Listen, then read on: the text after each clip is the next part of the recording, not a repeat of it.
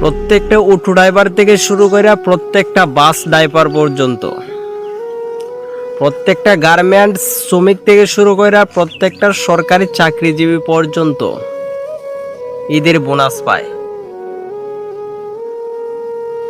অটোওয়ালা 5 টাকার জায়গায় 10 টাকা রাখে, 10 টাকার জায়গায় 20 টাকা, 20 টাকার জায়গায় 50 টাকা রাখে। ওইটা রাখে কৃষকদের কাছ থেকে, সাধারণ মানুষদের কাছ থেকে।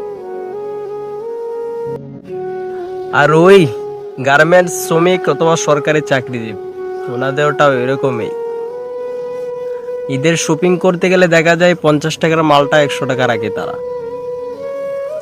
তাহলে ভাই আমার প্রশ্ন ওই জায়গায়, আমরা কৃষক সাধারণ মানুষ, তারা প্রত্যেকে জনগণের কাছ থেকে ঈদ বোনাস আদায় করে, তাহলে আমাদেরকে কে ঈদ বোনাস দিবে? হ্যাঁ,